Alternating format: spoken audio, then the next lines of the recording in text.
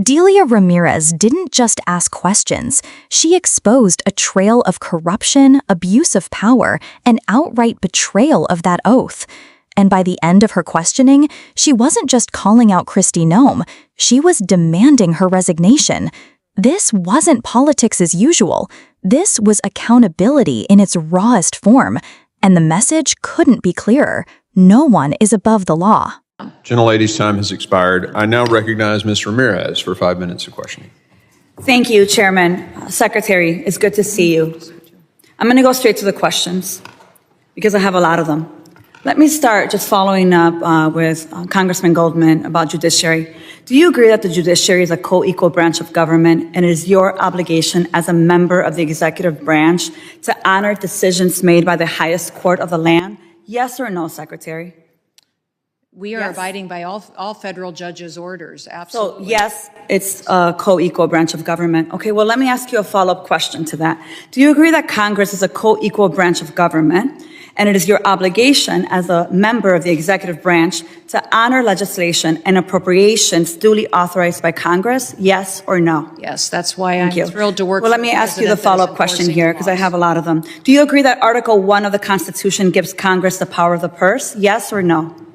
Yes, that is a duty. Do you believe that, let me ask you another follow-up, it's just yes or no. Do you believe you have the power to disregard congressional appropriations and unilaterally repurpose funds that have been duly appropriated by Congress? Yes or no? Ma'am, we are not doing that. So the answer to you is no. All right, well, it was a yes or no, Secretary. Let me continue. Interestingly, you said no. But since you've been Secretary, you have repeatedly disregarded the law. You have illegally impounded funds that Congress appropriated and that your branch of government must implement pursuant to the law. Yet you've closed offices established in law, including the Office for Civil Rights and Civil Liberties, the Office of the Immigration Detention Ombudsman, the Office of the Citizenship and Immigration Services, and you've canceled contracts for programs authorized in law, including shelter and service programs and citizenship and integration grants. You've obstructed and roughed up members of this committee as they attempted to conduct congressional oversight, and then you vilified them. But my question is, if they were so bad, why were they allowed to go in after to conduct oversight? Let me just continue. You redirected funds to terrorize our communities. You created taxpayer-funded political propaganda campaigns to terrorize families and children who don't sleep at night because of the terror of those commercials that you are putting out there. You hold sick, disrespectful press conferences in my state where, let me be clear, you are not welcome. You corruptly used emergency authority to avoid procurement to make Trump's private prison donors richer by directing $45 billion for them to expand ICE detention centers.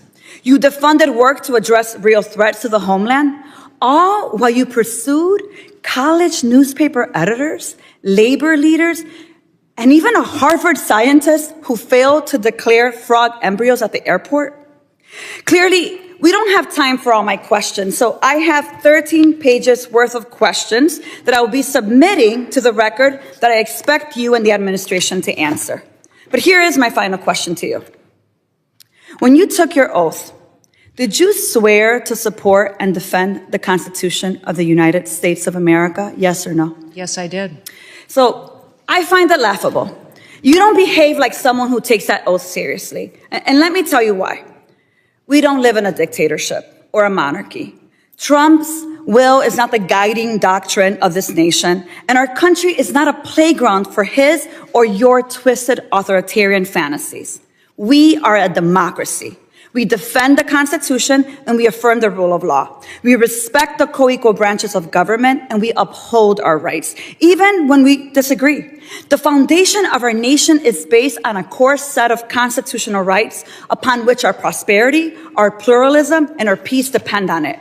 You, however, have been leading this work for 116 days. And in that time, you have profiled and dehumanized our neighbors. You've betrayed our constitutional commitment to due process. You've deported United States citizens.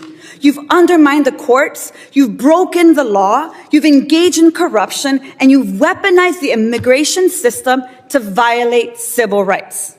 As Senator Murphy perfectly stated, your department is out of control. But you're responsible. You have betrayed the sacred fundamentals of your oath.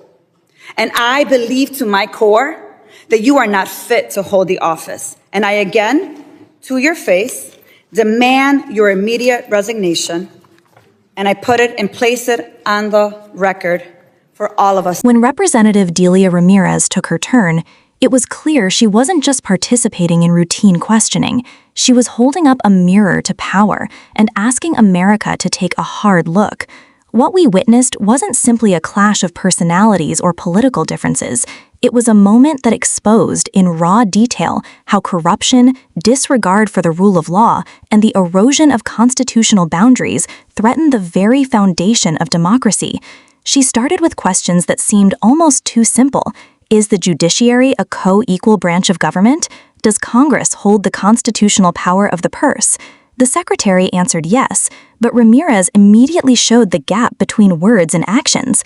And this is an important lesson in governance. Saying the right thing doesn't absolve leaders if their actions consistently violate those very principles. In fact, hypocrisy in leadership is one of the most corrosive forces in politics because it leaves the public not just disillusioned, but powerless. What Ramirez laid out next was a devastating list of abuses. Funds appropriated by Congress, the people's money, repurposed without legal authority. Programs shut down that were specifically created by law to protect civil rights and integrate immigrants. Oversight obstructed.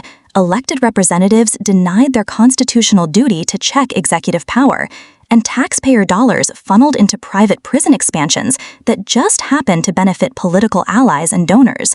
That's not just mismanagement, that is corruption in its purest form. This is where the commentary becomes crucial. It's not enough to recognize these acts as individual scandals. The deeper danger lies in the precedent they set. If one administration can bypass Congress, ignore the courts, and weaponize entire agencies for political gain, what stops the next from going even further? Democracies don't collapse overnight. They erode slowly through the normalization of abuses that once would have been unthinkable.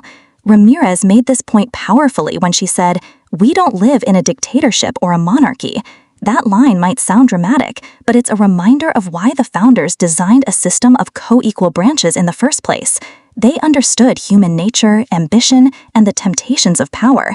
Checks and balances weren't abstract theories. They were guardrails against authoritarianism. And every time those guardrails are ignored, democracy becomes more fragile. Think about the human impact of what Ramirez described. Families living in fear because of propaganda campaigns funded with their own tax dollars. Immigrants dehumanized and profiled by the very department tasked with protecting liberties. Even U.S. citizens wrongfully deported because constitutional safeguards were disregarded. These aren't faceless statistics. They're real people with lives permanently altered by decisions made at the highest levels of power. And that's what Ramirez wanted to center, the human cost of corruption. Her final demand for the secretary's resignation wasn't just political theater. It was an act of drawing a boundary, a declaration that enough is enough. And whether or not that resignation comes, the power of that moment is in the precedent it sets for accountability, because accountability is the oxygen of democracy. Without it, corruption thrives, power consolidates, and the voices of ordinary people are drowned out. And here's where we have to be honest with ourselves. Democracy doesn't defend itself. It requires vigilance, not just from elected officials, but from the people. If abuses like these are shrugged off, they become normalized, and what's normalized becomes permanent. That's why Ramirez's stand matters. It's not just about one secretary or one administration. It's about reminding all of us that power is only legitimate when it is bound by the Constitution, by law, and by a respect for the people it serves. So here's the bigger question we're left with. How much corruption and abuse are we willing to tolerate before we say enough? And more importantly, how do we as citizens keep the pressure on leaders to act in our interest, not their own? Because democracy isn't something handed down from above. It's something we have to actively protect. If you believe accountability still matters, if you believe the Constitution is more than just ink on paper, then this moment should be a wake-up call. The fight for democracy is ongoing, and it requires us to pay attention, to speak out, and to demand better. So I'll leave you with this. Do you think calls for resignation are enough, or should there be stronger consequences when public officials betray their oath of office? Drop your thoughts in the comments, because this conversation isn't just about politics, it's about the future of American democracy.